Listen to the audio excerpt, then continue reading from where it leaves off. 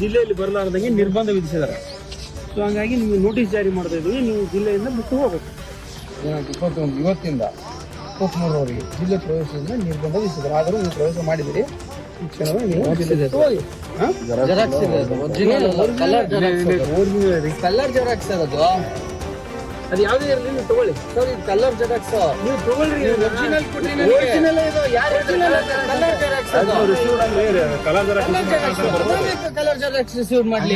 ಹಂಗಾಗಲ್ಲ. ಅದೇ colour xerox receive ಮಾಡ್ಲಿ sir. ನಂಗೆ ಒರಿಜಿನಲ್ ಕೊಡಿ, ನನಗೆ ಒರಿಜಿನಲ್ ತಾನೇ ಕೊಟ್ಟಿರ್ತಾರೆ. ಇವ್ರ ಗಾಡಿಗೆ ಒರಿಜಿನಲ್ ಕೊಟ್ರಿ ನೀವು. ಒರಿಜಿನಲ್ ಅಲ್ರಿ ಅದು ಸರ್. ಒರಿಜಿನಲ್ ಕೊಡಿ, ಒರಿಜಿನಲ್ ಕೊಡಿ.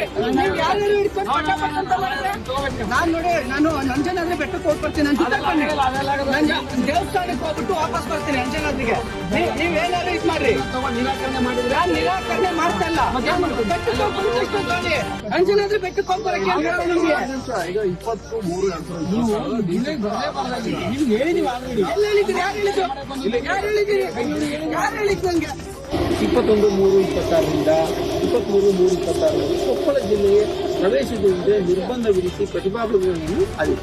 ಯಾಕಾಗಿ ಎಲ್ಲ ಓದಿ ನಾವು ಇಲ್ಲಿ ಅಂಜನಾದ್ರಿ ಬೆಟ್ಟಕ್ಕೆ ನಾವು ದರ್ಶನಕ್ಕೆ ಬರಬಾರ್ದ? 24ನೇ ತಾರೀಕು ನಿಮ್ ಜೊತೆ ನಾವು ಹೋಗ್ತೀವಿ. ಎಲ್ಲಿಗೆ? ಇದೇ ಬೆಟ್ಟನೇ ಆಗುತ್ತೆ. ಅಂದ್ರೆ ನಾವು ಬೇಕಾಬಿಟ್ಟೆ ಈಗ ಒಂದ್ ಕೆಲಸ ಮಾಡೋಣ. ಯುಗಾದಿ ಹಬ್ಬನ ಈಗ ಡಿಸೆಂಬರ್ ಅಲ್ಲಿ ಮಾಡ್ಕೊಳ್ಳೋಣ. ನಾನು ಅಂಜನಾದ್ರಿ ಬೆಟ್ಟಕ್ಕೆ ಬರ್ತೀನಿ ನೋಡ್ರಿ. ನನ್ನ ಜೊತೆಗೆ ಯಾರು ಮಾಡಿ ಕಳಿಸ್ರಿ, ಅಂಜನಾದ್ರಿ ಬೆಟ್ಟಕ್ಕೆ ಹೋಗ್ಬಿಟ್ಟು ವಾಪಸ್ ಬರ್ತೀನಿ.